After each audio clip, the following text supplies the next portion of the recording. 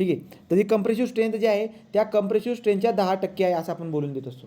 त्या कंप्रेसिव्ह स्ट्रेंथच्या 10% असं आपण बोलून देत असतो. So tensile strength is the 10% of the compressive strength and bending strength is the 15% of the so bending strength is the 15% of compressive strength. हे एक relationship आपल्या लक्षामध्ये ठेवू शकतो. सो आता पुढची जी काही आहे आपली अजून काही आहे का? अजून इथे लिहिलेलं आहे, अजून शेअरबद्दल पण लिहिले. तो पुढचं वाक्य लिहून टाकायचं मध्ये, त्याच्यामध्ये पुढचं वाक्य लिहू शकतात respectively. Shear strength is approximately, तो शेअर स्ट्रेंथ इज ॲप्रॉक्सिमेटली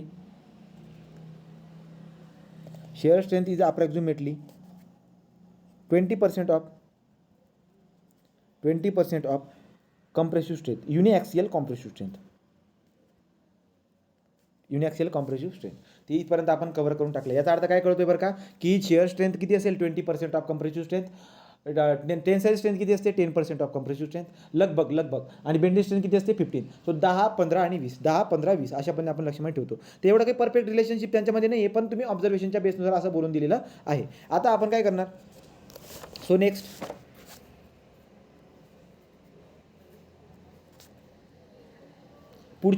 पुढची टेस्ट आहे आपली, ते टेन्साईल स्ट्रेंथ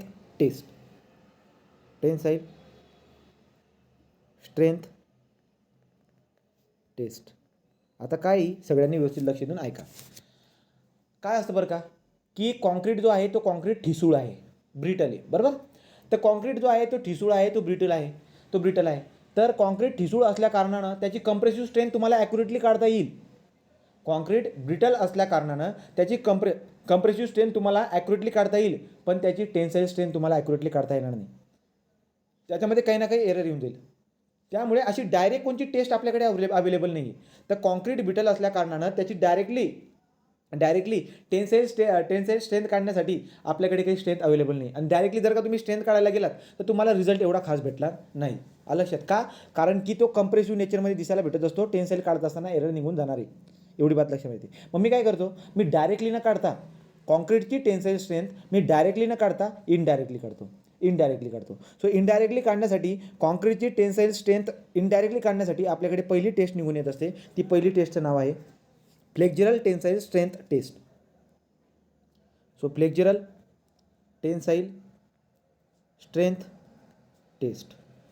काय बोललो मी तुम्हाला, कॉन्क्रीट हा ठिसूळ असतो, ब्रिटल असतो, त्याची कंप्रेसिव्ह स्ट्रेंथ तुम्हाला ॲक्युरेटली काढता येते, परंतु त्याची टेन्साईल स्ट्रेंथ तुम्हाला ॲक्युरेटली काढता येणार नाही. का, कारण की तो ठिसूळ आहे. मग डायरेक्ट मेथड आपल्याकडे अवेलेबल नाही आहे, परंतु इनडायरेक्ट मेथड आपल्याकडे आहेत. मग इनडायरेक्ट मेथड कोणती, त्याच्यापैकी पहिली इनडायरेक्ट मेथड सांगतोय तुम्हाला मी. टेन्साईल स्ट्रेंथ ऑफ कॉन्क्रीट काढण्यासाठी आपल्याकडे इनडायरेक्ट मेथड असतात, त्याच्यापैकी पहिली इनडायरेक्ट मेथड सांगतोय फ्लेक्झरल टेन्साईल स्ट्रेंथ. आता काय असते फ्लेक्झरल टेन्साईल स्ट्रेंथ, सगळ्यांनी लक्ष द्या. हा आपला बीम आहे, असा काहीतरी बीम आहे, तो असा आपण असा एक लेंथ आहे, त्याला पर्टिक्युलर एक लेंथ आहे आणि एक असा एक बीम आहे, कॉन्क्रीटचा बीम आहे. ठीक आहे, त्याच्यामध्ये काही नाही रेनफोर्समेंट वगैरे काही केलं नाही, कॉन्क्रीटचा जो एक बीम आहे. आता कॉन्क्रीटचा बीम आहे, आपल्याला माहिती आहे काय बरं का, की या कॉन्क्रीटच्या बीमला जर का मी सपोर्टला ठेवला आणि असा जर का वरून लोड दिला, तर लोड दिल्यामुळे तो असा बेंड होत असेल राईट, अशा पद्धतीने बेंड होत असेल. आता हा बेंड होत असेल, एवढी बात मला क्लिअर आहे. काय, आता बेंड झाल्यानंतर काय होईल, वरती जे काही आहे, वरती येतं कंप्रेशन आणि खालती येतं टेन्शन. ही बात पण तुम्हाला क्लिअर आहे, बरोबर आहे. खाली काय तर टेन्शन. मग आता खालचा जो हा सरफेस आहे, खालचा बॉटम फायबर, या बॉटम फायबरची ताकद किती लक्षात घ्या.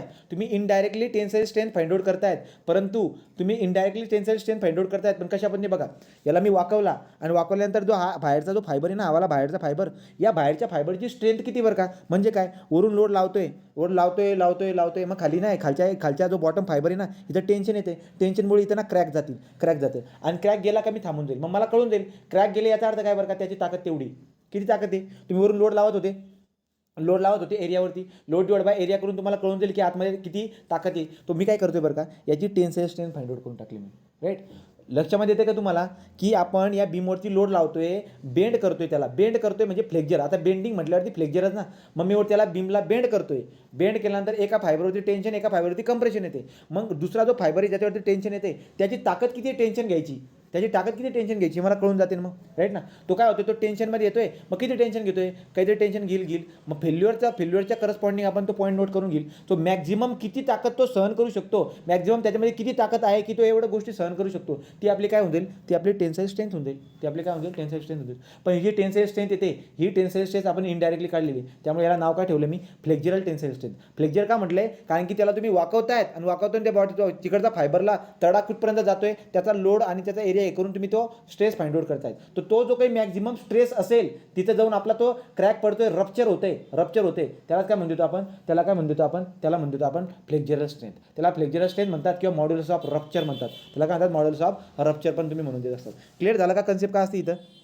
तो फ्लेक्झरल स्ट्रेंथ म्हणजे काय कळाली का, फ्लेक्झरल टेन्साईल स्ट्रेंथ काय असती, त्याला वाकवायचा, टेन्शन जाईल, टेन्शन येईल, बॉटम फायबरमध्ये टेन्शन येईल, एक पर्टिक्युलर पॉईंटवरला क्रॅक चालला जाईल, त्या क्रॅकच्या करस्पॉन्डिंग असणारी जी काही स्ट्रेंथ असेल ना त्याची, ती आपली फ्लेक्झरल टेन्साईल स्ट्रेंथ असेल. क्लिअर झालं का चंदा, कुलदीप, नेहा, वागेश्वरी. हां, आता लक्षामध्ये काय असते इथं आपल्या, इथपर्यंत बात क्लिअर झाली.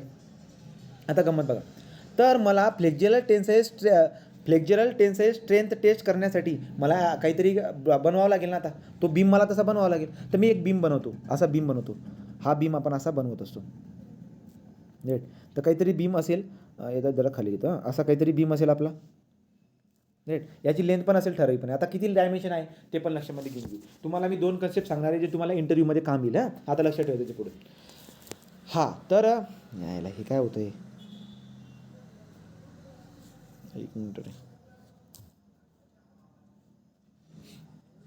हां, तर काय बोलतो मी, तर फ्लेक्झरल टेन्साईल टेस्ट करण्यासाठी आपल्याकडे एक बीम बनवावा लागतो. आपल्याला काय करावं लागतो, एक बीम बनवावा लागतो. त्या बीमचं डायमेन्शन जर तुम्ही बघायला गेलात तर किती असते, त्याची जर का तुम्ही डायमेन्शन बघायला गेलात तर तुमच्या लक्षामध्ये येईल, हा बीम असा आहे, त्याची लेंथ आहे, त्याची थिकनेस आणि विड्थ वगैरे काहीतरी आहे. ही जी काही लेंथ असते, ही लेंथ डिपेंड करते तुम्ही ॲग्रिगेट कोणत्या प्रकारचं वापरताय. तुम्ही 2 भाग पाडून देतो.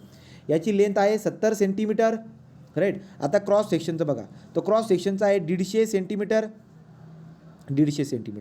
तर क्रॉस सेक्शन आहे 150 mm बाय 150 mm, सेंटीमीटर नाही, 150 mm बाय 150 mm म्हणजे 15 सेंटीमीटर. सेंटीमीटरमध्ये बोलतो, तो सेंटीमीटरमध्ये बोलतो, 15 centimetre by 15 centimetre, right. 15 centimetre by 15 सेंटीमीटरचा हा क्रॉस सेक्शन आहे आणि लेंथ आहे त्याची 70 सेंटीमीटर. ही कधीची केस आहे, जेव्हा आपला nominal size of aggregate, so nominal size of aggregate 20 mm पेक्षा जास्त असतील ना, nominal size of aggregate 20 mm पेक्षा जर का जास्त असतील, त्या केसमध्ये आपला जो बीम मला बनवायचा आहे मोल्डमध्ये हे करून, त्याची साईज काय असणार आहे त्या बीमची, ती बीमची साईज असणार आहे 15 बाय 15 बाय 70 सेंटीमीटर. क्लिअर. जर आपल्या ॲग्रिगेटची nominal size of the aggregate, आता नॉमिनल साईज आणि मॅक्झिमम साईज विचारतात तुम्हाला, फरक स्पष्ट करायला होतात की नॉमिनल साईज आणि मॅक्झिमम साईज काय असते ते तुम्हाला समजून सांगतो मी. आता पहिले एक केस बघून घ्या. आता जर समजा nominal size of aggregate 20 mm पेक्षा कमी असतील, 17 mm 18 mm काय असतील ते, so nominal size of aggregate 20 mm पेक्षा जर का कमी असतील, त्या केसमध्ये जो मी बीम बनवणार त्या बीमचे डायमेन्शन काय असतील, त्या बीमचे डायमेन्शन तुम्हाला दिसायला भेटेल. बीमची जी काही क्रॉस सेक्शन असतील ते असतील 10 सेंटीमीटर बाय 10 सेंटीमीटर. सो जे काही त्याचे डायमेन्शन आहेत ते किती आहेत, 10 सेंटीमीटर बाय 10 सेंटीमीटर. आणि आता उरला प्रश्न कशाचा, त्याचा लेंथचा. लेंथ किती असेल, ही लेंथ असेल याची 50 सेंटीमीटर. सांगायचं तात्पर्य काय, जर नॉमिनल साईज ऑफ ॲग्रिगेट जर का 20 mm पेक्षा कमी असेल तर बीमचं डायमेन्शन असेल 10 centimetre bye 10 centimetre bye 50 centimetre, 50 centimetre. बोला क्लिअर झालं काय 2 पॉईंट,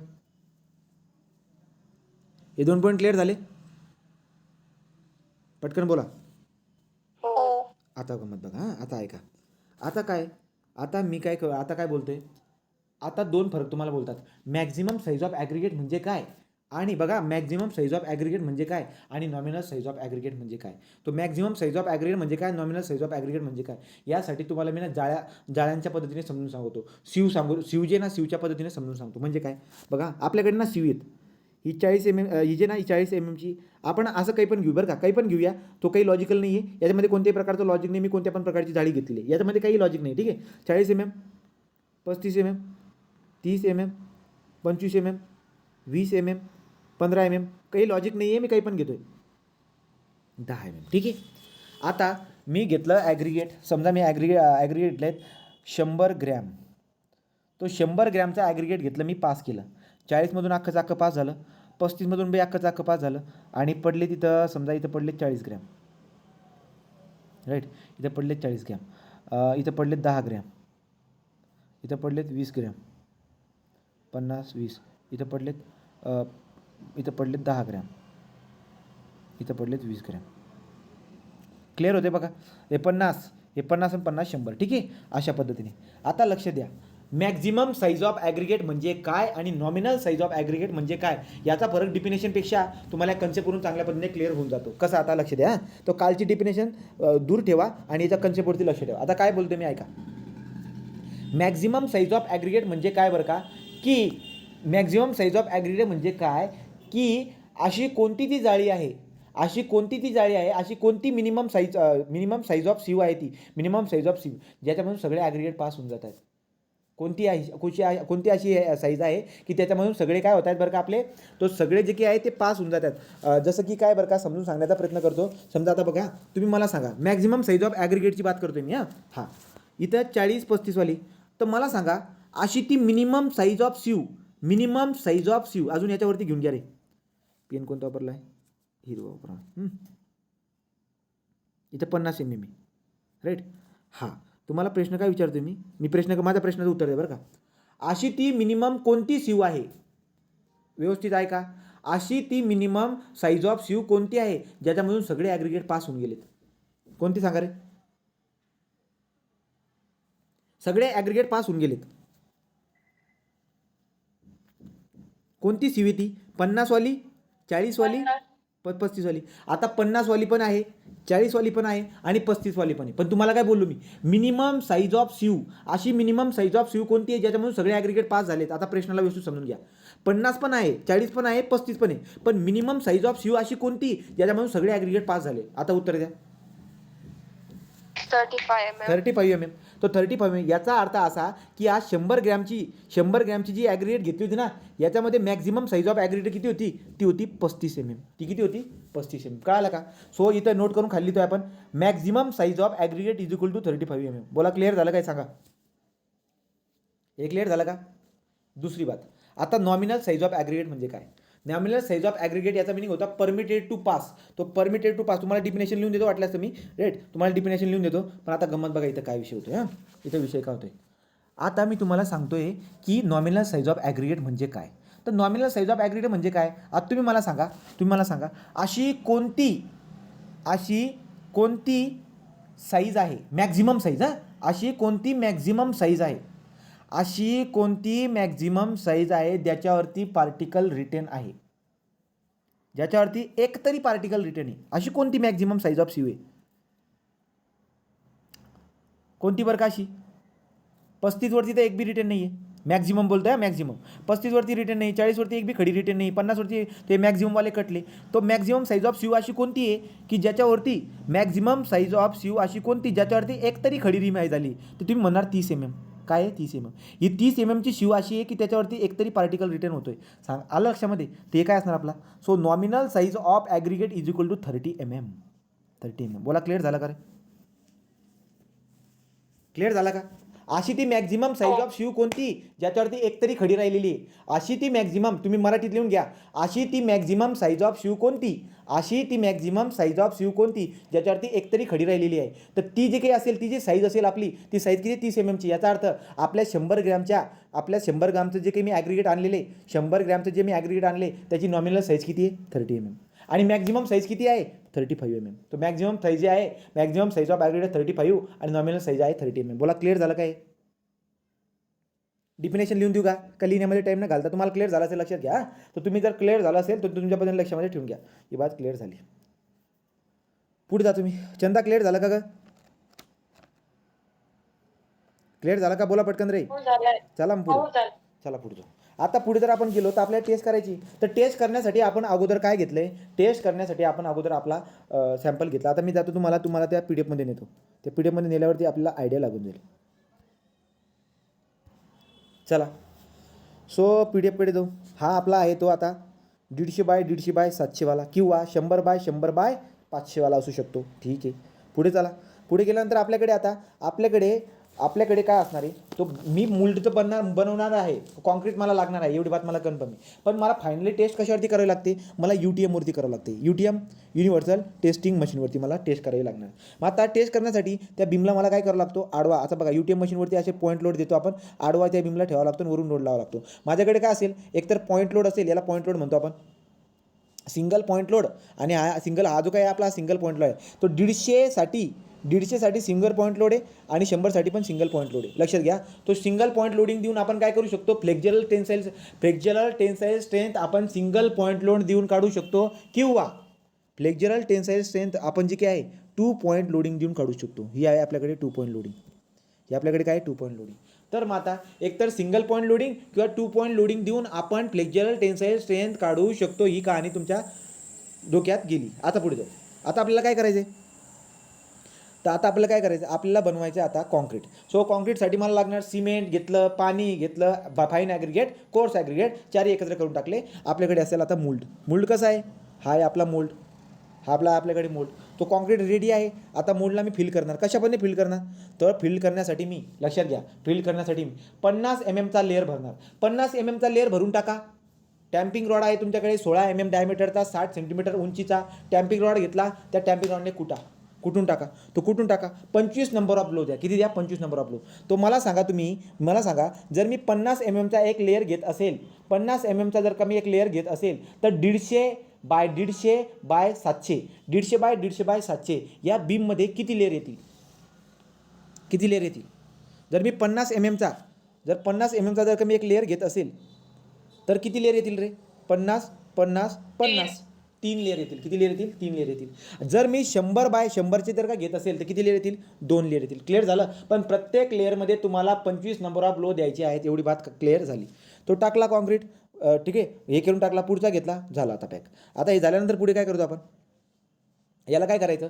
सो एकदा टाकून झालं का, आपण काय करतो, आता प्रोसिजर असते, तो आपण याला जे ना भरून ठेवला. भरून तुम्ही काय करायचं, सेम कहाणी. आता 2 पद्धतीने हे करतात लोक.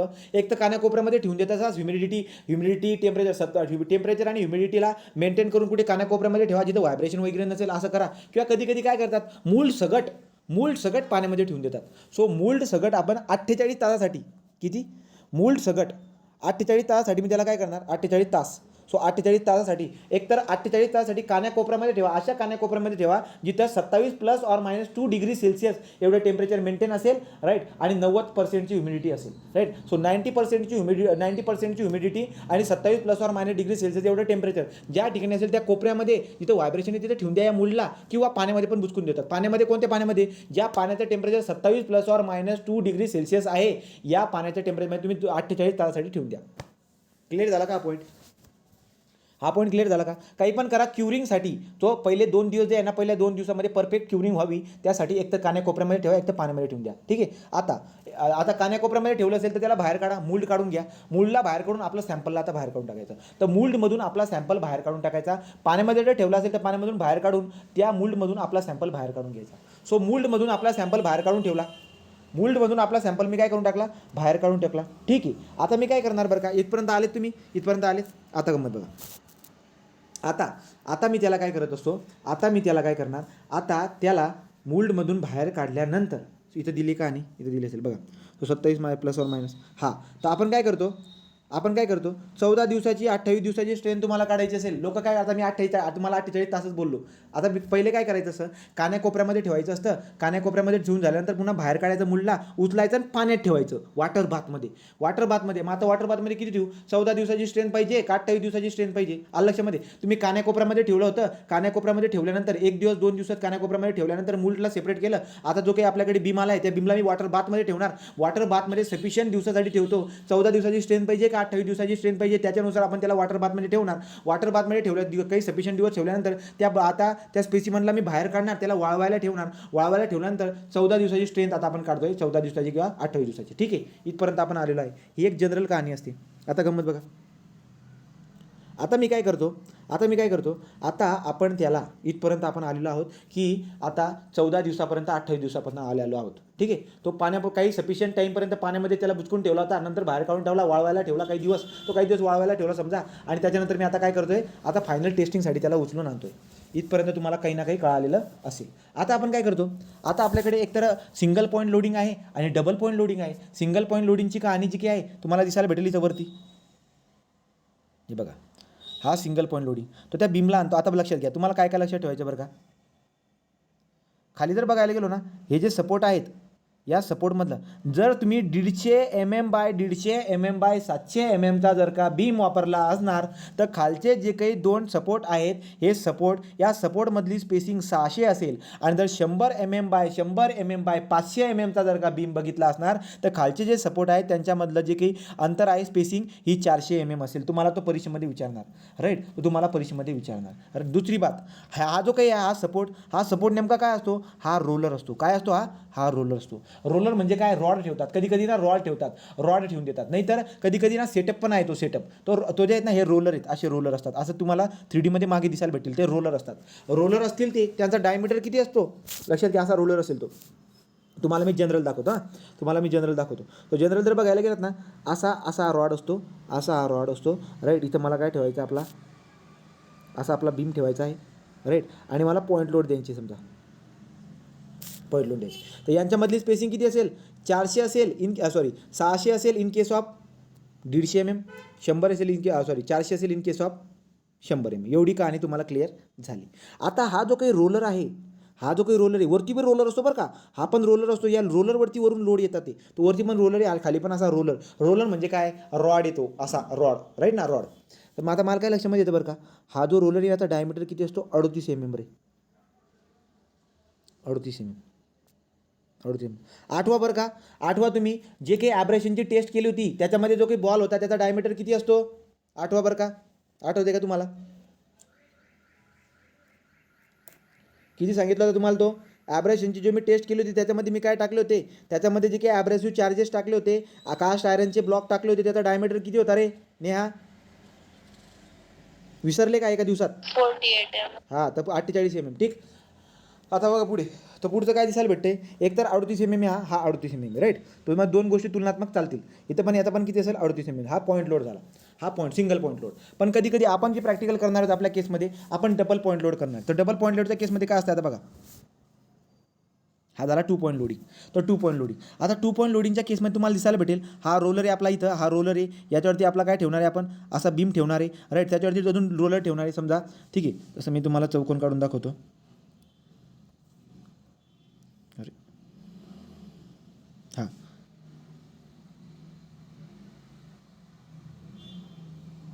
ठीक.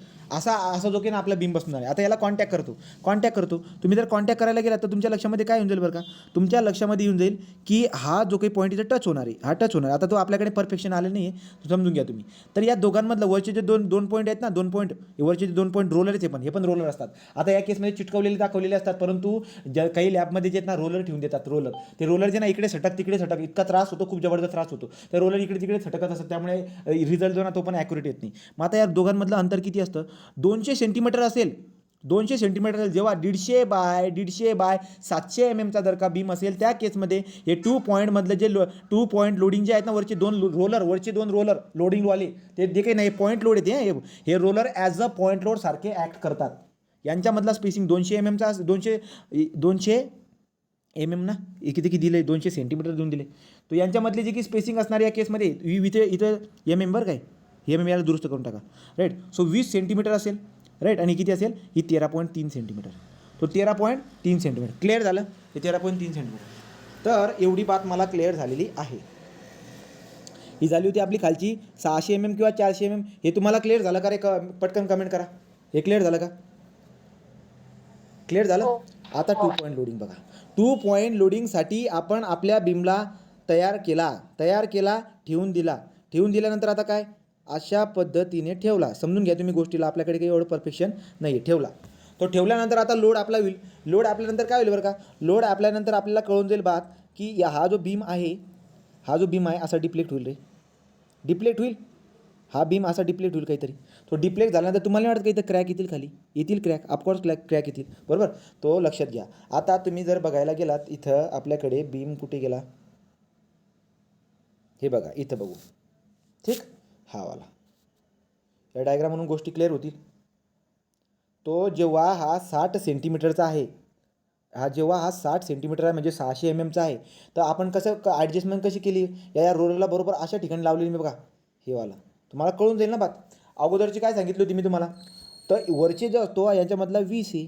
मग जर समजा 150 बाय 700 वाला जर का असेल, या केसमध्ये किती असेल रे, हे किती असेल हे बघा ना तुम्ही, हा पुरा आहे 600, त्या केसमध्ये हा पुरा किती असतो, हा बरोबर याच्यामधलं अंतर किती असते, हे 600 असतं बरोबर, यांच्यामधलं अंतर किती असतं 20. तर तुम्हाला नाही वाटत का हे मधलं 20, तर इकडचं 20, इकडचं 20, 20 20 20 अशा पद्धतीने निघून येईल. जर 100वाला राहिला असता तर हा किती असला 13.3, हा 13.3, हा 13.3, हा 13.3, 13 एके 13, 13 दुने 26, 13 त्रिक 39, म्हणजे टोटल किती निघून आलं असं 40 सेंटीमीटर. क्लिअर झालं तुम्हाला, अशा पद्धतीने कहाणी. आता काय होईल बरं का, जेव्हा आपण वरून लोड अप्लाय करतोय, पॉईंट लोड 2 पॉईंट लोड जेव्हा आपण अप्लाय करतोय, त्या केसमध्ये आपल्याला काय दिसायला भेटतं, क्रॅक दिसायला भेटतो. काय दिसायला भेटतो, क्रॅक दिसायला भेटतो. तर या सपोर्टपासून क्रॅकचं जे अंतर असणार, या सपोर्टपासून क्रॅकचं जे अंतर असतं राईट, तो क्रॅकचं अंतर जे काही असतं, क्रॅकची अशी लाईन गेलेली असते, अशी क्रॅकची काहीतरी लाईन जाईल. सो जी क्रॅकची लाईन जाते, त्या सपोर्टपासून क्रॅकची जी काही लाईन असते, क्रॅक लाईन, तिथपर्यंत जे अंतर असतं त्याला मी ए म्हणतो. त्याला काय म्हणतो मी, ए. आणि या ए वरून आपली स्ट्रेंथ निघत असते. आता कशा पद्धतीने निघून जाईल, गंमत बघून घ्या. जर समजा गंमत बघा, जर समजा सपोर्टपासून क्रॅक लाईनपर्यंत, व्यवस्थित आहे का, सपोर्टपासून क्रॅक लाईनपर्यंत जे अंतर असतं त्याला मी ए म्हणतोय. आणि जर का समजा ते ए अंतर 20 सेंटीमीटरपेक्षा जास्त असेल, कोणत्या स्पेसिमनसाठी 15, तर 15 सेंटीमीटर बाय 15 सेंटीमीटर बाय 70 सेंटीमीटरचा स्पेसिमन मी वापरलेला आहे. स्पेसिमनला मी वरून 2 पॉईंट लोड दिलेला आहे. आता तो तुटलेला आहे, क्रॅक लाईन आलेली आहे. तर सपोर्टपासून क्रॅक लाईनपर्यंतचा अंतर जर 20 सेंटीमीटरपेक्षा जास्त असेल, म्हणजे कुठे रे, इकडे या. सो 20 सेंटीमीटरपेक्षा जास्त म्हणजे क्रॅक लाईन कुठे आली, इथं कुठेतरी क्रॅक लाईन आली. समजा तिथे अशी एकच क्रॅक लाईन दिसायला भेटते. आता तुम्हाला नंबर ऑफ क्रॅक लाईन जे काही दिसायला भेटत आहेत ना, हे आपण समजवण्यासाठी घेतलेले आहेत. तिथे कुठेतरी एक क्रॅक लाईन आली, तर मला काय लक्षात आलं की यार सपोर्टपासून जी क्रॅक लाईन आहे ती 20 सेंटीमीटरपेक्षा जास्त आहे इन केस ऑफ 150 सेंटीमीटर. तर इथपर्यंत कुठेतरी आली, ठीक आहे, इथपर्यंत आली. मग आता काय असेल बरं का, 20 सेंटीमीटरपेक्षा जर का जास्त लाईन आली, त्या केसमध्ये मी काय करतो, इकडे या. त्या केसमध्ये मी जी काही flexural tensile strength find out करतो, ती कशा पद्धतीने करतो, ही वाली आहे माझ्याकडे कहाणी. काय, so flexural tensile FCR flexural tensile strength. So याला म्हणतो आपण rupture strength, modulus of rupture म्हणा किंवा फ्लेक्झरल टेन्साईल स्ट्रेंथ म्हणा याला, FCR. तर याच्याबद्दल काय बोलतो मी आता, फ्लेक्झरल टेन्साईल स्ट्रेंथ किती असते आपली, ती असते वरून लोड लावतो मी पी लोड म्हणजे काय, 2 पॉईंट लोड आहेत, हा काहीतरी असेल, हा पण काही असेल, दोघांची बेरीज किती होते, टोटल जी असेल ती आपली काय असेल, पी. तो 2 पॉईंट लोडिंग आहे, हा पण एक लोड, हा पण लोड, एक लोड, दोघांची बेरीज करून टाकली तर टोटल पॉईंट लोडिंग होईल. तो टोटल लोड किती अप्लाय करतोय त्याच्यावरती मी पी इंटू एल म्हणजे काय, हे जे 2 सपोर्ट आहेत, या 2 सपोर्टमधलं जे काही अंतर असतं, 2 सपोर्टमधलं जे काही अंतर आहे ते काय असतं आपला, तो सपोर्टमधलं जे अंतर आहे तो झाला आपला एल. 2 सपोर्टमधलं, सपोर्ट कुठे आहेत, हे सपोर्ट इथं. So length in the centimetre of the span on which specimen was supported. तो ज्याच्यावरती आपला जो स्पेसिमेन आहे सपोर्ट आहे, ती वाली लेंथ घेतो मी राईट. तो हा वाला आपला स्पान झाला राईट. तो ही वाली लेंथ, मग यल पण आला माझ्याकडं, यल आला. तर माझ्याकडे वरून येणारा लोड येऊन गेलं, माझ्याकडे सपोर्टमधलं अंतर येऊन गेलं, 2 सपोर्टमधलं अंतर पण आपल्याकडे आहे. तुम्हाला बी पण माहिती, तुम्हाला डी पण माहिती आहे. काय आहे आपल्या केसमध्ये आता 150 बी आहे आणि 150 जो आहे तो पण डी आहे. सो 150 बी आणि 150 डी आहे, डेप्थ 150 आहे आणि विड्थ पण किती आहे, 150. तर त्यानुसार तुम्ही काय करणार, so FCR is equal to force into सपोर्टमधलं अंतर इंटू बी इंटू डीचा स्क्वेअर. अशा पद्धतीने आपण काय करून टाकत असतो राईट, अशा पद्धतीने आपण काय करून टाकत असतो, आपली फ्लेक्झरल स्ट्रेंथ कॅल्क्युलेट करून घेत असतो. बोला, क्लिअर आहे का. बघा, जर 150 वाला असेल तर एची व्हॅल्यू काय बोलतो मी, एची व्हॅल्यू ग्रेटर दॅन 20 सेंटीमीटर. आणि जर 100 वाला असेल तर या केसमध्ये मी काय बोललो असतो, ए ग्रेटर दॅन 13.3 सेंटीमीटर. क्लिअर आहे का पॉईंट. याच फॉर्म्युल्यासाठी हा फॉर्म्युला मी वापरू शकतो कधी, जर मी 150 बाय 700 mm जर का स्पेसिमन घेतला असता आणि त्या केसमध्ये क्रॅक लाईन म्हणजे सपोर्टपासून क्रॅक लाईन. आता बघा, सपोर्टपासून क्रॅक लाईन आणि कोणता नियरेस्ट सपोर्ट घ्यायचा बरं का, nearest support. So nearest support crack line आणि नियरेस्ट सपोर्ट यांच्यामधल्या अंतरला मी ए म्हणतो. आणि हा जर का ए हा ए जर का 20 सेंटीमीटरपेक्षा जास्त असेल किंवा हा जर का a 13.3 centimetre in case of 100 in case of 150 असं जर का असलं तर F C R can be calculate by doing P into L divide by B डीचा स्क्वेअर. बोला क्लिअर झालं काय? हे क्लिअर झालं का? आता वरून जो मी लोड अप्लाय करतोय हा लोड मी ग्रॅज्युअली अप्लाइड करतो. कसा अप्लाइड करतो? ग्रॅज्युअली अप्लाइड करतो. रेट किती असतं? रेट किलोग्रॅममध्ये देतात, कधी कधी न्यूटनमध्ये देतात. तुम्हाला मी न्यूटनची व्हॅल्यू सांगतो. तर 0.7 न्यूटन पर MM² पर मिनिट या रेटने आपण लोड अप्लाय करत असतो आपल्या UTM मशीनवरती, युनिव्हर्सल टेस्टिंग मशीनवरती. या रेटने आपण अप्लाय करतो. भलेही तो 100चा असो का 150चा असो, या रेटने आपण अप्लाय करत असतो. त्याला या रेटला जी ना तुम्हाला किलोग्रॅममध्ये पण दिलं, आपल्या PDF मध्ये आहे ती व्हॅल्यू. ठीक. हां, आता जर समजा ती सपोर्टपासून असणारी क्रॅकलाईन, नियरेस्ट सपोर्टपासून असणारं जे क्रॅकलाईन आहे ज्याला आपण ए म्हणतोय, आता तिची व्हॅल्यू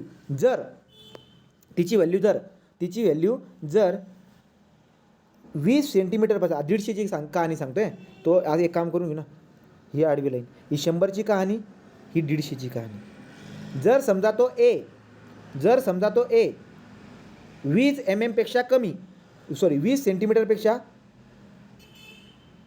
कमी आला आणि 17 सेंटीमीटरपेक्षा जास्त आला, 17 सेंटीमीटरपेक्षा जास्त आला, किंवा आता 100ची कहाणी काय असते आपली? 13.3 सेंटीमीटरपेक्षा ए जो आला तो ए छोटा आला आणि 11 सेंटीमीटरपेक्षा जास्त आला. हे पाठ करा बरं सगळं, हे सगळं पाठ करायचं. तो 13 सेंटीमीटरपेक्षा कमी आला, तो क्रॅकलाईन नियरेस्ट सपोर्टपासून जी क्रॅकलाईन आहे ती 100च्या केसमध्ये 13.3 सेंटीमीटरपेक्षा कमी पण 11 सेंटीमीटरपेक्षा जास्त जर का आली तर ही केस किंवा ही केस, यासाठी मला फॉर्म्युला वापरावा लागतो. तो असतो FCR is equal to. So FCR is equal to काय फॉर्म्युला वापरणार मी त्या केसमध्ये जो फॉर्म्युला वापरणार तो काय असेल आपला? 3 इंटू लोड, वरून येणारा 2 पॉईंट लोड आहे, दोघांची बेरीज करून टोटल लोड येऊन जाईल, इंटू ए माहिती तुम्हाला आता चालू काय काढलंय मी, काय असेल तो 3PA डिवाइड बाय BDचा स्क्वेअर. BDचा स्क्वेअर. बोला क्लिअर आहे काय? याला कन्सेप्च्युअली सांगायला पाहिजे होतं, ॲक्च्युअली मी सांगेल नंतर. बोला इथपर्यंत क्लिअर आहे का रे? दोघांसाठी हा वाला फॉर्म्युला असेल. 3 into P into A divide by A म्हणजे काय तुम्हाला माहिती आहे? नियरेस्ट सपोर्टपासून क्रॅक लाईनचं अंतर जे असतं त्याला आपण ए म्हणत असतो. तो ए जर का समजा चुकून 150च्या केसमध्ये 20 सेंटीमीटर आणि 17 सेंटीमीटरच्या बिटवीन येऊन गेला तर तुमच्याकडे हा फॉर्म्युला आहे. परंतु 20 सेंटीमीटरपेक्षा जास्त किंवा 13.3, 100च्या केसमध्ये 13.3 सेंटीमीटरपेक्षा जर का जास्त निघून आला तर तुमच्याकडे काय PL/BDचा स्क्वेअर. इथपर्यंत क्लिअर झालं? आता गंमत बघा. जर समजा चुकून हुकून जो आपला ए आहे, जर 20 सेंटीमीटरच्या आपला 150 सेंटीमीटरच्या केसमध्ये, लाईन मारून घेऊ द्या, इथं लाईन मार्क करून घेतो. वरती आपली 150ची कहाणी, खाली आपली 100ची कहाणी. आता मी काय बोलतो लक्ष द्या.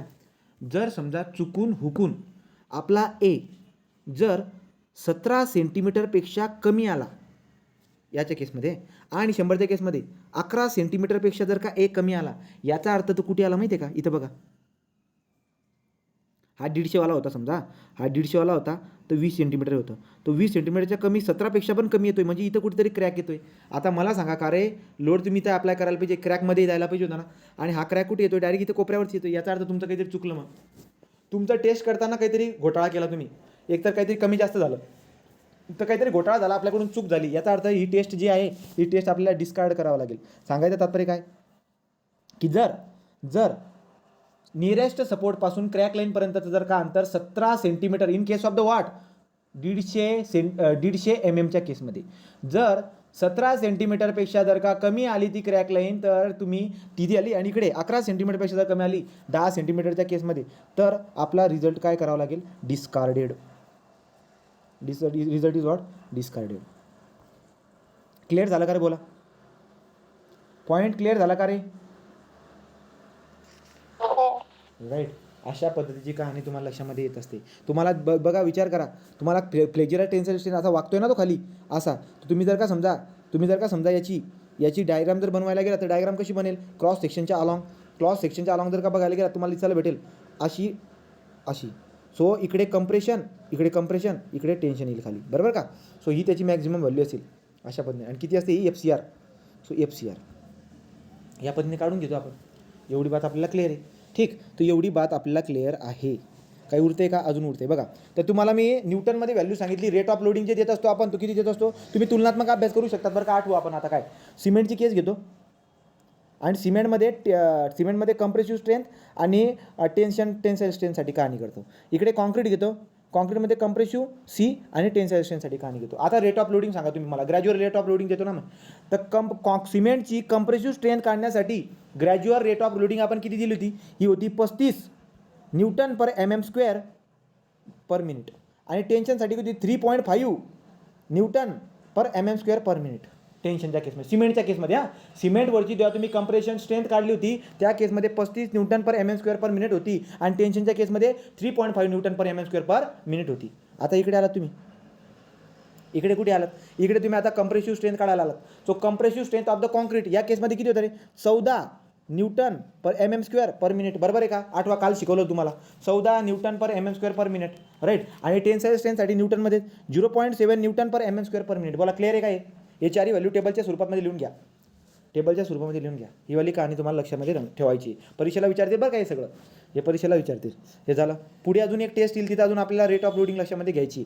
आणि आता जर किलोग्राममध्ये विचारली असती, समजा आपली जी काही फ्लेक्झरल टेन्साईल स्ट्रेंथ आहे त्याच्यामध्ये किलोग्राममध्ये विचारली असती ना, तर 150 mm साठी 400 kilogram per minute, 400 kilogram per minute अशी लोडिंग आपल्याला द्यायची. आणि ते 180 किलोग्रॅम पर मिनिट. जर का समजा एका मिनिटामध्ये किती लोड अप्लाय करायचा आहे असं दिलं असेल तर तुम्हाला किलोग्राममध्ये तो किलोग्राम पर युनिट एरियामध्ये दिलेली नाही बरं का. पुरा अख्खा एरिया आहे तो, टोटल एरिया, त्याच्यावरती एवढा लोड द्यायचा आहे. तो 400 kilogram per minute, 180 kilogram per minute. हा लक्षामध्ये, हे पण लक्षामध्ये राहू द्या गड्यावर. पुढचं, आता जर का समजा मी पॉईंट लोडिंग नाही, तो पॉईंट लोडिंग किंवा 2 point loading, single point loading आणि 2 पॉईंट लोडिंगने जर का मी टेस्ट कॅरी आउट केली असता ना, तर मला रिझल्ट असा दिसायला भेटला असता. सेंटर पॉईंट लोडिंगची व्हॅल्यू इकडे गेल्या असतात आणि इथं किती आता थर्ड पॉईंट लोडिंग आहे, तो इथं 2 पॉईंट लोडिंगमध्ये आली असती, अशी लाईन मला भेटली असती. तर तुम्ही एक कोणती पण जर का हे जर घेतली ना, तुम्हाला दिसायला भेटेल काय की सेंट्रल पॉईंट लोडिंगच्या केसमध्ये व्हॅल्यू जास्त येते, 2 पॉईंट लोडिंग त्याच्यापेक्षा कमी येते आणि 3 पॉईंट लोडिंगमध्ये त्याच्यापेक्षा कमी असते. तो 1 पॉईंट, 2 पॉईंट, 3 पॉईंट लोडिंग देऊन तुम्ही फ्लेक्झरल टेन्साईल स्ट्रेंथ काढतात, एवढं बात लक्षामध्ये ठेवायची. 3 पॉईंट लोडिंगपर्यंत पण असतं. आमचा प्रोजेक्ट होता 2 पॉईंट लोडिंगवाला होता. ठीक आहे, तर अशा पद्धतीने असतं, ते लक्षात ठेवायचं. ठीक आहे, पुढे काय बरं का. आता पहिले सांगा, हे प्रामाणिकपणे ही टेस्ट तुम्हाला क्लिअर झाली का रे? नवीन सांगायची जरूरत आहे का? असेल तर सांगा. क्लिअर झालं का कुलदीप? राईट. तर अशा पद्धतीने हा पॉईंट आपला कव्हर होऊन गेला. तो हा पॉईंट आता आपला कव्हर होऊन गेला आहे. आता पुढची जी काही टेस्ट असते आपली स्प्लिटिंग सिलेंडर टेस्ट. कोणती असते? Splitting cylinder test. ही जी काही स्प्लिटिंग सिलेंडर टेस्ट ही सोपी आहे, हिला काही जास्त टाईम आपल्याला लागणार नाही आहे. हिला काही जास्त टाईम लागणार नाही आपल्याला. मग आपण आता कसं करतो, स्प्लिटिंग सिलेंडर टेस्ट करण्यासाठी स्प्लिटिंग सिलेंडर टेस्टला जे ना दुसरं नाव असतं, तुम्हाला शब्द लिहून देतो. स्प्लिटिंग सिलेंडर टेस्ट काय? सो टेन्साईल स्ट्रेंथ काढण्यासाठी दुसरी एक इनडायरेक्ट मेथड आहे. टेन्साईल स्ट्रेंथ काढण्यासाठी पहिली इनडायरेक्ट मेथड होती फ्लेक्झरल टेन्साईल स्ट्रेंथ. आता दुसरी इनडायरेक्ट मेथड आहे आपल्याकडे splitting tensile test, splitting cylinder test म्हणा, splitting cylinder test. Okay, splitting cylinder test. आता काय करतो याच्यामध्ये, याला जे ना, याच मेथडला जे ना स्प्लिटिंग सिलेंडर टेस्टला जे ना आपण ब्राझिलियन टेस्ट म्हणतो. So Brazilian test. क्लिअर? हा झाला पहिला पॉईंट आपला. सो स्प्लिटिंग सिलेंडर टेस्टला आपण ब्राझिलियन टेस्ट म्हणतो. हा झाला पहिला पॉईंट. दुसरा, आता स्प्लिटिंग सिलेंडर टेस्टमध्ये मला यूज काय करावं लागेल? कॉन्क्रीटचा सिलेंडर बनवावा लागेल. सिलेंडर असा बनवा ज्याचा लेंथ टू डायमीटरचा रेशो 2 असायला पाहिजे. याच्या अगोदर आणला होता आपण कुठे? कंप्रेसिव्ह स्ट्रेंथ फाइंड आउट करण्यासाठी जो सिलेंडर तुम्ही वापरला होता ना, तो सिलेंडर इथं वापरायचा आहे. हा एक फायदा झाला ना आपला. हा एक फायदा झाला की कंप्रेसिव्ह स्ट्रेंथ फाइंड आउट करण्यासाठी आपण काय करत होतो? कंप्रेसिव्ह स्ट्रेंथ फाइंड आउट करण्यासाठी जो आपण सिलेंडर वापरला ना, तो सिलेंडर इथे वापरायचा आपला. तो आपला एक फायदा होऊन जातो. फायदा होऊन जात असतो. आता एक बात, याच्या अगोदर जे काही होतं ना कहाणी, त्याच्यामध्ये एक वाक्य राहून गेले, ते तुम्ही दुरुस्त करून घ्या. काय बरं का? काय लक्षात घ्या. याच्या वरची कहाणी, स्प्लिटिंगची वरची कहाणी म्हणजे फ्लेक्झरमध्ये एक वाक्य राहून गेले, सांगून देतो म्हणजे तिथे क्लिअर होऊन जाईल की फ्लेक्झरल टेन्साईल स्ट्रेंथ जेव्हा मी काढतो त्याच्यावर मला टेन्साईल स्ट्रेंथ भेटते, परंतु एवढी खास ॲक्युरेट राहत नाही. याच्यापेक्षा ॲक्युरेट, टेन्साईल स्ट्रेंथपेक्षा ॲक्युरेट तर आपली कंप्रेसिव्ह स्ट्रेंथ भेटून जाते. मग लोकांनी ना एक फॉर्म्युला बनवून टाकला. काय की फ्लेक्झरल टेन्साईल स्ट्रेंथ मला जर काढायची असेल ना, तर कंप्रेशनची व्हॅल्यू एकदम ॲक्युरेट असते. कंप्रेशनची व्हॅल्यू कंप्रेशन स्ट्रेंथची व्हॅल्यू एकदम ॲक्युरेट असते ना, मग कंप्रेशनची व्हॅल्यू आपण काढून घेऊ आणि त्याच्यावरून फ्लेक्झराईल टेन्साईल स्ट्रेंथ काढून घेऊ, ज्याला आपण मॉड्युलस ऑफ रप्चर पण म्हणतो. त्यासाठी फॉर्म्युला असतो एक एफ सी आर म्हणजे काय, flexural tensile strength is equal to काय असतो रे, 0.7 इंटू अंडररूटमध्ये कंप्रेसिव्ह स्ट्रेंथ म्हणजे FCK. हा वाला फॉर्म्युला तुम्हाला प्रत्येक छोट्या मोठ्या परीक्षेमध्ये विचारला जातो. FCR इज इक्वल टू 0.7 अंडररूटमध्ये FCK. बोला क्लिअर आहे काय, हे तुम्हाला माहिती आहे, हे तुम्हाला माहिती आहे, चांगल्या पद्धतीने माहिती आहे, राईट. चला आता तो पॉईंट मागे सरकवतो. आता इकडे स्प्लिटिंग सिलेंडर टेस्टला आपण ब्राझिलियन टेस्ट म्हणतो. या केसमध्ये आपण सिलेंडर यूज करतो. या सिलेंडरचा जर का तुम्ही शेप बघायला गेलात तर L/D length bye diameter ratio जो असतो तो 2 असतो. याचा अर्थ असा की आपण जो कंप्रेसिव्ह स्ट्रेंथ फाइंड आउट करण्यासाठी जो सिलेंडर वापरलेला असतो तोच सिलेंडर मी इथं वापरलेला आहे. हे एक आपला ॲडव्हान्टेजेस निघून येत असतं, राईट. एवढी बात क्लिअर झाली. सो एवढी बात जनरली काय, जनरली 30 सेंटीमीटरची लेंथ, 30 सेंटीमीटर लेंथ आणि 15 सेंटीमीटर ती त्याचा डायमीटर. एवढी बात आपल्याला क्लिअर आहे. पुढे आता याला काय करतो मी, हा जो काही आता सिलेंडर आपला बनला जाणार आहे, हा जो सिलेंडर आपला बनला जाणार आहे, सिलेंडर बनवला, कोपऱ्यात ठेवला, पाण्यात ठेवला, बाहेर काढला, जी काही प्रोसेस होती सेम आहे. सिलेंडरला आता तयार झाला आहे, सिलेंडर तयार झाला आता फोडण्यासाठी. तर तुम्ही जर बघायला गेलात याच्यावरती मी जी रेट ऑफ लोडिंग देतो फोडण्यासाठी, कुठे फोडेल, UTM मशीनमध्ये ठेवणार. कशा पद्धतीने फोडतो बघून घ्या, तुम्ही बघितलं पण असेल तो.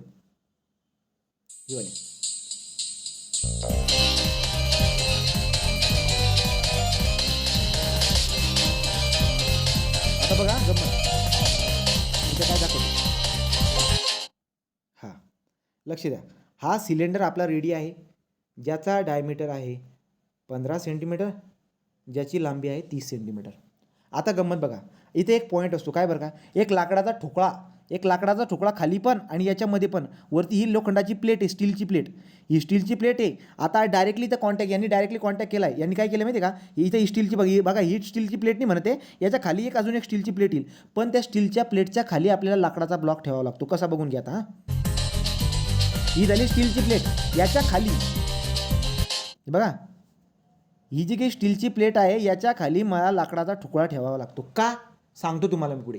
ही स्टीलच्या प्लेटच्या खाली मला लाकडाचा ठोकळा ठेवावा लागतो. सेम ही खालची जी स्टीलचा जो काही प्लेट आहे ना, याला प्लेटच म्हणतो सध्यासाठी मी, याच्या खाली मला लाकडाचा ठोकळा ठेवावा लागतो, राईट. असं मला करावं लागतं, याचं कारण मी तुम्हाला सांगतो, बघून घ्यायला.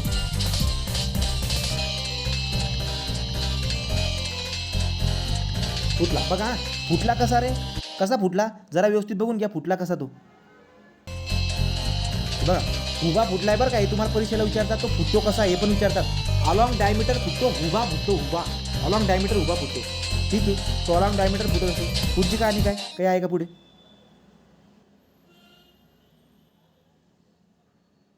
झूम करून दाखवलं त्यांनी, ठीक आहे. दुसरं काही नाही, सेम स्टोरी. आता आपण लक्ष द्या, इथं काय विषय, आता मला PDF कडे जायला पाहिजे, ठीक आहे. काय बोललो तुम्हाला मी, रेडी केला.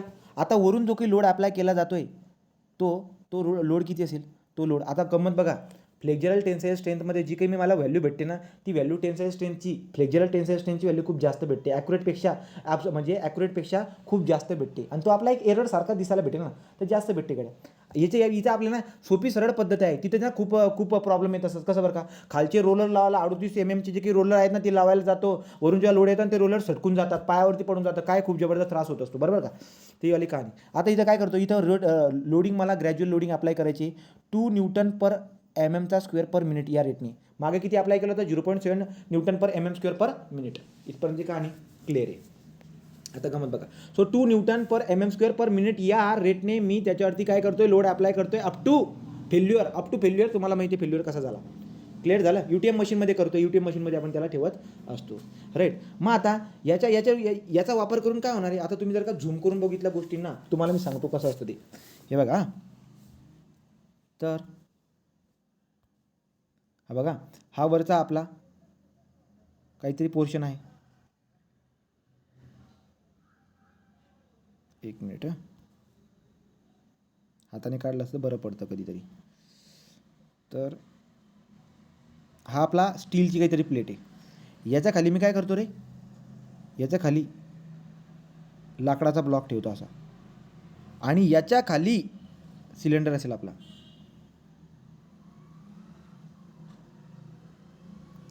याच्या खाली पुन्हा क्लिअर होते का तुम्हाला, स्क्वेअर काढतो, समजून घ्या गोष्टी ना, असा रे, ठीक आहे. आणि काय खाली पुन्हा प्लेट येईल, असं असणार. आता प्रश्नाचं उत्तर आपण बघूया की यार लाकूड का ठेवलंय, लाकूड का ठेवलंय. आता लाकूड का ठेवलंय यासाठी, आणि बघा कसा ठेवलाय, त्याला मी आडवा ठेवलाय बरं का, तुम्ही बघून झालं ते, तुम्ही चित्रामध्ये बघितलं, त्याला मी आडवा ठेवलेला आहे. आता आपण जर बघायला गेलो ना काय होत असतं, आपण जर बघायला गेलो काय दिसायला भेटतं की की वरून जेव्हा लोड लागतोय, वरून जेव्हा लोड लागतोय राईट, वरून जेव्हा लोड लागतोय, याचं जर स्ट्रेसचं डिस्ट्रीब्युशन बघितलं ना आतमध्ये, तर तुम्हाला असं दिसायला भेटेल.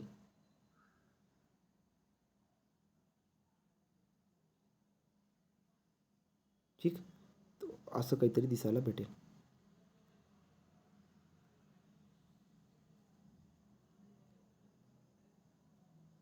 असं काहीतरी व्हेरिएशन दिसायला भेटेल तुम्हाला. इथे मी उभी लाईन काढतो राईट. सांगायचं तात्पर्य का माहिती आहे का, की तुम्हाला पॉयझन इफेक्ट माहिती आहे. पॉयझन इफेक्ट काय असतो बरं का, पॉयझन इफेक्ट सिंपल आहे. जर समजा मी एका डिरेक्शनमध्ये जर का लोड लावत असेल, तर लॅटरल डिरेक्शन जे आहे ना, लॅटरल डिरेक्शनमध्ये एक्सपान्शन होताना दिसायला भेटत असतं. हा आपला पॉयझन इफेक्ट आहे, हे आपल्याला माहिती आहे, हा आपला पॉयझन इफेक्ट आहे. म्हणजे काय की याला जर का वरून मी लोड लावतो इथं कंप्रेसिव्ह लोड, तर हे जे ना इकडचा हा पोर्शन हा टेन्शनमध्ये जाईल. कशामध्ये जाईल, टेन्शन. तो इथले जे काही स्ट्रेसेस येतील ना, हे स्ट्रेसेस सिग्मा एच म्हणतो मी, तो सिग्मा एच कशामध्ये जाईल, टेन्शनमध्ये जाईल. आणि मला काय फाइंड आउट करायचं, मला सिग्मा एचच काढायचं आहे. तो मॅक्झिमम सिग्मा एच किती आहे, मॅक्झिमम टेन्साईल स्ट्रेंथ किती आहे, तीच मला काढायची राईट. तुम्हाला लक्षामध्ये येत असतं काय बरं का, मला लक्षामध्ये येत असतं की हे जे काही आहेत ना, कुठून तर कुठपर्यंतची बात करतोय मी, तो हा इथून हे बघा, हा वाला पोर्शन जो आहे ना, पेन बदलवतो रे, हा इकडे इथून तर इथपर्यंत, हा जो इकडचा पोर्शन आहे ना आपला, हा वाला, हा आपला टेन्शनचा आहे. हा मधल्या पोर्शनमध्ये काय येईल, या मधल्या पोर्शनमध्ये टेन्शन येईल, या मधल्या पोर्शनमध्ये टेन्शन येईल रे. आणि वरचा जो पोर्शन आहे ना, वरचा पोर्शन गुलाबी कलर लाल कलर, हा वरचा जो पोर्शन आहे ना हवाला, याच्यामध्ये कंप्रेशन येईल. सो इथं कंप्रेशन आहे, इथं कंप्रेशन आहे, पण मागं काय, इकडे काय, खाली काय, इकडे टेन्शन आहे, इकडे काय, इथं टेन्शन दिसायला भेटते, असं टेन्शन. क्लिअर आहे का, राईट. अंतर पण सांगून देतो तुम्हाला मी, तो टॉप सरफेसपासून डायमीटरच्या D/12 वरती D/12 आणि खाली D/12 इथपर्यंत. सो D/12 हा D/12 इथपर्यंत काय असतं माहिती आहे का, कंप्रेशन असतं. आणि मधला, मग आता D/12 जर घेतला, तर मधला पोर्शन हा टेन्शनचा किती असावा, त्यासाठी घेतो पिवळा नाही घेता येणार, निळा घेतला. हा मधला किती असेल, सो टेन्शनचा उंची किती असेल, टेन्शनची उंची असेल 5D/6. ठीक. हां, आता मी तुम्हाला काय बोलतोय की यार लाकडाचा ठोकळा मी का ठेवला, लाकडाचा ठोकळा मी का ठेवला. जर समजा स्टीलचा कॉन्टॅक्ट डायरेक्टली राहिला असता, तर तुम्हाला काय दिसायला भेटेल माहिती आहे का, की आपला जो सिलेंडर आहे तो कंप्रेशनमुळे फेल झाला असता. कशामध्ये, कंप्रेशनमुळे फेल. आपल्याला त्याला कंप्रेशनमध्ये फेल नाही होऊ द्यायचं, आपल्याला त्याला टेन्शनमध्ये फेल होऊ द्यायचं आहे. आलं लक्षामध्ये. जर मी लाकडाचा ठोकळा जर का तिथे ठेवला ना, तर आपला जो सिलेंडर आहे तो टेन्शनमध्ये फेल होईल, टेन्शनमध्ये फेल होईल. पण जर समजा मी त्या लाकडाचा ठोकळा ठेवला नसता, तर हा वरचा पोर्शन चुरा झाला असता, हा खालचा पोर्शन चुरा झाला असता. याचा अर्थ असा की आपला सिलेंडर कंप्रेशनमध्ये फेल झाला होता. मला कंप्रेसिव्ह स्ट्रेंथ काढायची का, नाही, मला टेन्साईल स्ट्रेंथ काढायची. तो स्प्लिट करायचे, स्प्लिट म्हणजे तुकडे पाडायचे, दोन भागामध्ये तुकडे पाडायचे, स्प्लिटिंग सिलेंडर टेस्ट. आलं लक्षामध्ये. तो क्लिअर झाला का. तो मला फाइंड आउट काय करायचं, मला हा सिग्मा एच फाइंड आउट करायचा रे. मला व्हर्टिकल सोबत काही घेणं देणं नाही, तो सिग्मा एच. मग सिग्मा एच काय होऊन जाणार, सिंपल आहे, वरून तुम्ही काहीतरी लोड लावतायत पी, रेट तुम्हाला सांगितलं मी 2 Nm², तो पी. सिग्मा एच कसं काढणार, सो देअरफॉर झाली आता स्प्लिटिंग टेन्साईल स्ट्रेंथ आपली कंप्लीट झाली. Sigma H is equal to 2p divide by pi into L into D. So pi into L into D, या हा काय झाला, पाय इंटू डी काय असतो आपला, सो पाय इंटू डी जर बघायला गेला तो पाय एल डी म्हणतोय मी, पाय एल डी म्हणजे अख्खी लेंथ, पण पाय इंटू डी जो काय असतो तो आपला 2πr काय असतो तुम्हाला माहिती ना, 2πr काय असतो, सर्कम्फरन्स असतो. तो पाय इंटू डी काय होऊन जाणार आपली, हा झाला सर्कम्फरन्स इंटू जर का मी लेंथ करून टाकलं, तर तुम्हाला काय दिसायला भेटेल, तो एक्सटर्नल एरिया व्हॅल्यूम, राईट की नाही. So 2p divide by pi L D. अशा पद्धतीने आपल्याला काय होऊन जाईल बरं का, अशा पद्धतीने आपल्याला आता 2p पण का, वरून पी खालून पी, रिॲक्शन पण पकडा, वरून पी खालून पी, पी 2p, टोटल काय आपला, तो टोटल हा लोड झाला. लोड कुठे ॲक्ट होतोय, लोड अख्ख्या पेरीफेरीवरती कुठे कॉन्टॅक्ट होते बघा, हा सिलेंडर आहे रे, हा सिलेंडर आहे, या पुऱ्या इथं असा लोड येतो. आलं लक्षात, अशी कहाणी ती, वरून पी खालून P, P P two P divide by pi L D. So therefore हा फॉर्म्युला लक्षात राहील का रे? स्प्लिटिंग टेन्साईल स्ट्रेंथचा फॉर्म्युला काढता येईल का? Splitting tensile strength is equal to 2p divide by pi L D. बोला क्लिअर?